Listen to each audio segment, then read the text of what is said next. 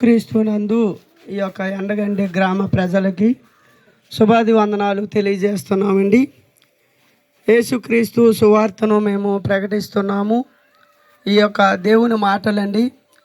సృష్టికర్త అయిన దేవుడు యేసుక్రీస్తు ఆది కాలంలో దేవుడు ఆత్మస్వరూపుగా ఉన్నాడండి. ఆ దినాల్లో దేవుడు ఎక్కడ ఉంటాడు ఏంటి అంటే ఆకాశమందుండి దేవుడు భూమి మీద ఉన్న ప్రజలందరినీ చూస్తూ ఉన్నాడండి.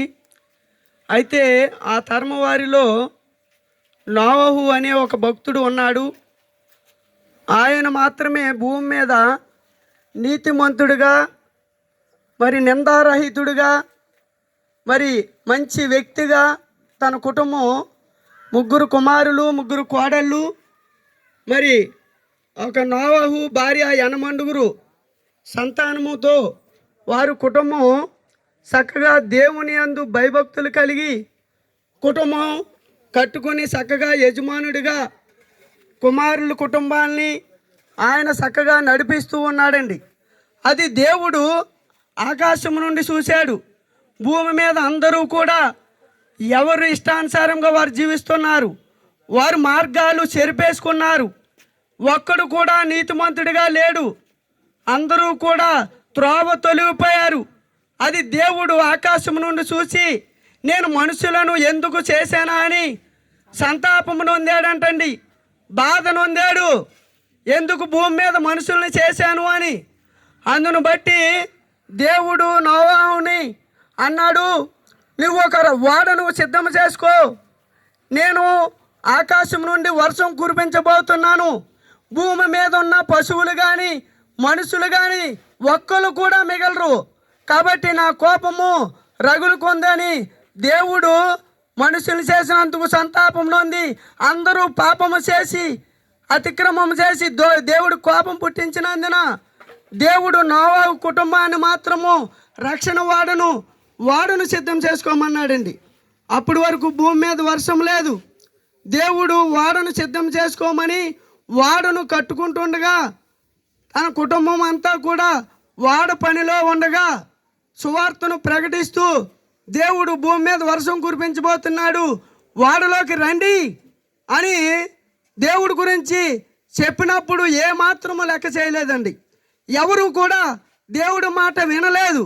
కాబట్టి నోవహు వాడు పూర్తయిన తర్వాత తన కుమారులు కోడళ్ళు 80 పశువులు 2 జత కాడికి మరి నోవహు వాడలోకి దేవుడు ఎక్కించమన్నాడు. ఎక్కించిన తర్వాత వాడను భద్రత చేసి దేవుడు వర్షం కురిపించడం ప్రారంభించాడండి. 40 రోజులు రాత్రింబవళ్ళు భూమి మీద వర్షం కురిసింది.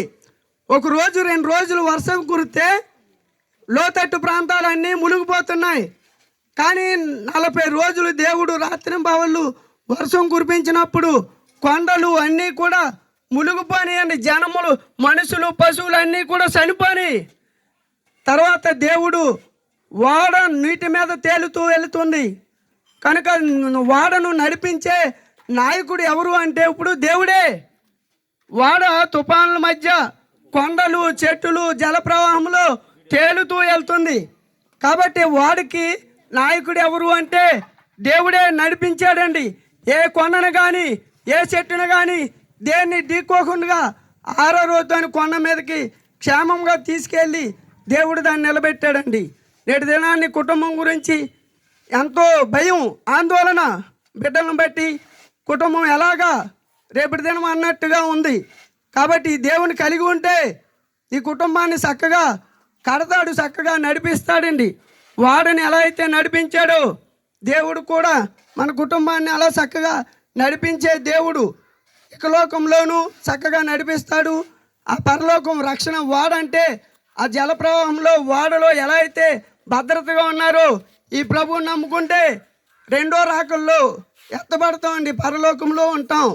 యుగాలు ఉండే ఆయన రాజ్యానికి దేవుడు తీసుకెళ్తాడండి. కనుక ఈ దేవుని యందు విశ్వాసం ఉంచండి. ఈయన సృష్టికర్త అయిన దేవుడు, ఈయన ఇచ్చే రక్షణ పొందండి. దేవుడిచ్చే రక్షణ పరలోకానికి మనం తీసుకెళ్తుంది. అట్టి కృప దేవుడి రక్షణ భాగ్యము మీకు అనుగ్రహించునుగాక. ఆమేన్. పరిశుద్ధుడు వెందేవా నీకు వందనాలు ప్రభా. అవును నాయన, ఈ సమయాన్ని ప్రభా ఈ గ్రామంలో నాయన తండ్రి నీ మాటలు ప్రభా నోవాహును దేవా నిలబెట్టుకున్నావు, నీకు వందనాలు. అవును ప్రభా, ఆనాడు ప్రభా నాయన ఆ కుటుంబాన్ని ఆ విధంగా రక్షించినందుకు ఈ దినము నాయన తండ్రి మేమందరము ఈ విధంగా బ్రతికి ఉన్నాం ప్రభా. అవును నాయన దేవా నాయన, ఎంతో నీ గొప్ప ప్రేమను బట్టి నాయన తండ్రి ఆనాడు కుటుంబాన్ని జ్ఞాపకం చేసుకొని ఆ జల ప్రళయం నుండి దేవా నాశనం నుండి ఆ కుటుంబాన్ని ఏ విధంగా తప్పించి ఉన్నావో ఈనాడు ప్రభా ఈ గ్రామంలో ఉన్న ఈ కుటుంబాలన్నిటినీ ప్రభా నాయన రానున్న భయంకరమైన దినాల నుండి తప్పింపబడటానికి దేవా నాయన నీ రెక్కల చాటున భద్రపరచడానికి ఈ కుటుంబాలని జ్ఞాపకం చేసుకొని నీ మాటలు పంచడానికి నడిపించావు. నీ మాటలు విన్న వారందరూ కూడా నీ రెక్కల చాటుకు ప్రభా నాయన పరిగెత్తుటకు నాయన నీ రక్షణ, నీ గొప్ప రక్షణ ప్రతి బిడ్డ కూడా పొందుకోవటానికి నాయన తండ్రి నీవే నిజమైన దేవుడు అని దేవా నాయన నీదే మార్గమని ప్రభా నాయన ఈ లోకంలో ఉన్నదంతా వ్యర్థమని తెలుసుకొని ప్రతి బిడ్డ నాయన తండ్రి నీ మార్గంలో నడవటానికి ప్రతి బిడ్డకు సహాయం చేయండి. ప్రతి బిడ్డను నాయన తండ్రి రక్షించి నాయన తండ్రి నీ నామానికి మహిమ ఘనత ప్రభావాలను పొందుకొనమని యేసు నామంలో ప్రార్థిస్తున్నాను తండ్రి. ఆమేన్.